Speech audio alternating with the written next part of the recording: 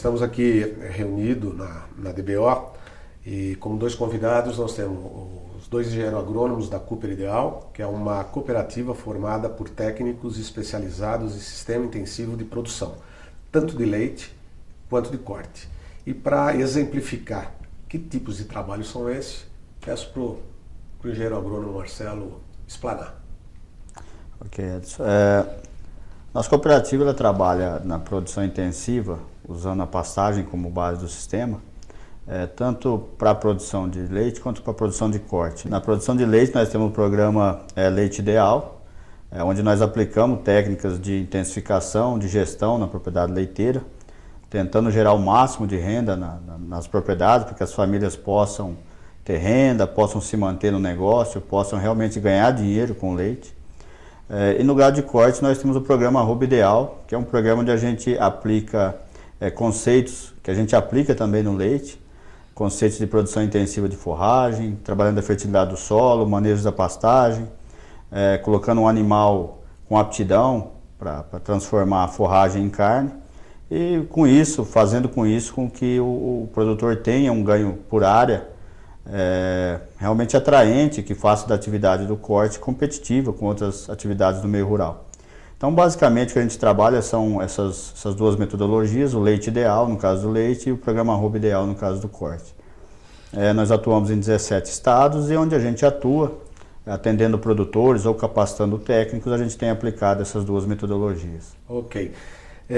Dentro desses 17 estados que vocês trabalham, gostaria de saber aproximadamente quantos técnicos vocês têm associados a essa cooperativa e a abrangência, quantas fazendas e o equivalente em litros de leite.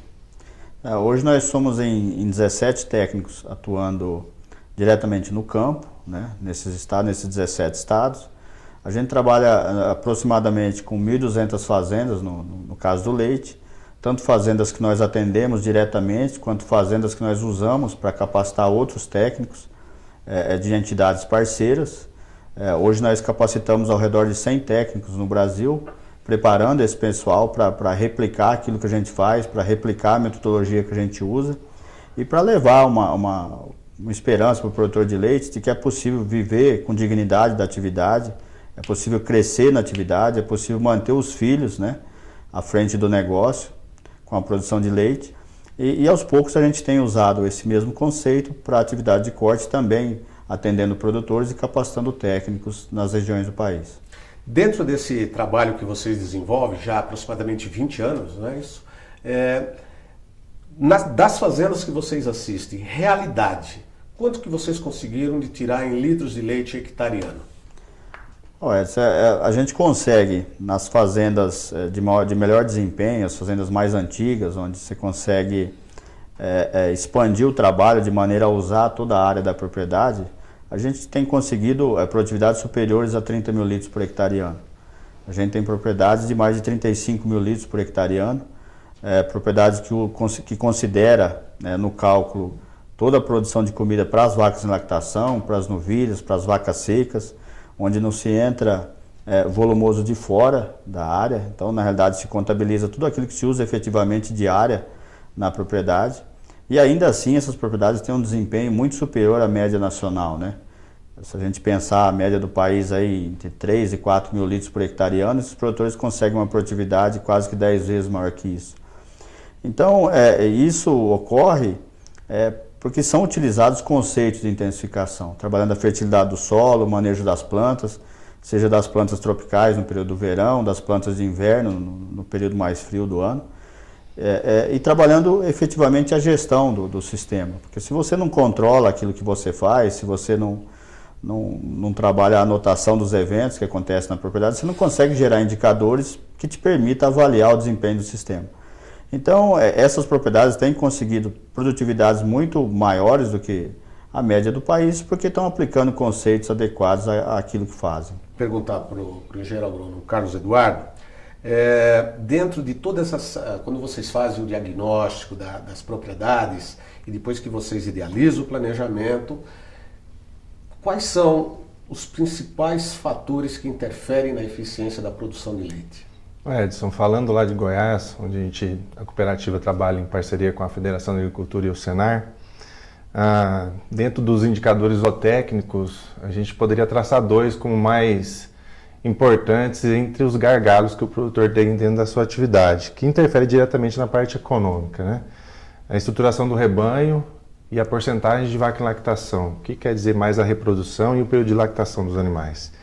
Dentro do diagnóstico feito pela FAEG lá, a gente identificou que a porcentagem de vacas em lactação é de apenas 59% no estado, isso no ano 2009.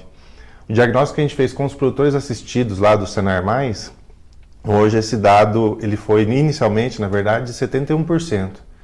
E com um período de 3 anos de acompanhamento, de 53 propriedades, a gente conseguiu evoluir ele para 78. Não está nos 83 ainda, que é o ideal que a gente gostaria, mas está alcançando. E em termos de estruturação do rebanho, até pelo fato dos animais terem demorarem de virar bezerra para virar vaca, em vez de virar com 2 anos, demoram 3, 4 anos, e também abaixo descarte desses animais jovens, a porcentagem de vaca em lactação foi só de 27% de todo o rebanho, né? Então isso daí interfere diretamente na geração de renda, que vai fazer com que a parte econômica seja interferida no ganho por hectare, no ganho, inclusive na margem por litro que esse produtor tem, até por conta de custos fixos que ele tem dentro da atividade de mão de obra, de produção de comida, porque o número de animais é o mesmo. Talvez mude um pouquinho o ar, né? Porque tem animais mais jovens, mas o gasto praticamente é o mesmo e a geração de renda é baixa. Ok, mesmo porque quem paga a conta da fazenda não é o fazendeiro, né? É a vaca que está em lactação. A vaca está em lactação, exato. E aí você vai na contramão daqueles que pensam que é o bezerro que faz a geração de renda na atividade. Por mais que isso é um problema mais de 20 anos, 30 anos, ele ainda existe. Obviamente que em algumas regiões pontuais do estado, lá em Goiás no caso, você encontra muitos produtores especializados em produção de leite que enxergam que a atividade é feita pela produção em si, chamados verdadeiramente de produtores de leite, né? Mas, de maneira geral, quando você pega a média, isso já não se encontra. A média de geração de renda entre leite e venda de animais, ela está gerando em torno de 70% leite e 30% de animais. Então, a porcentagem de venda de animais ainda é alta. O leite poderia estar algo em torno de 90%, né? Ok. Marcelo, eu imagino o que vocês encaram, eu imagino os diferentes cenários que vocês vislumbram nessas propriedades. Mas qual é um gargalo comum que você tem observado? Uma dificuldade comum seria em relação à gestão, né? Dificilmente você encontra uma propriedade que não tenha um acompanhamento técnico e que faça algum tipo de gestão, que faça algum tipo de controle. Normalmente o produtor, quando ele está sozinho, ele está desassistido, ele não tem um direcionamento muito correto daquilo que ele faz, então ele não consegue entender a necessidade de se anotar os eventos zootécnicos, econômicos da atividade. Então ele meio que conduz a atividade de maneira instintiva, né? Fazendo aquilo que ele acha que deve ser feito e não guiado por índices, por indicadores. E o que a gente tem de maior dificuldade nessas fazendas é convencer esse produtor de que isso é importante. E a gente só consegue isso a partir do momento que ele começa a ter um entendimento da importância de se controlar aquilo que se faz.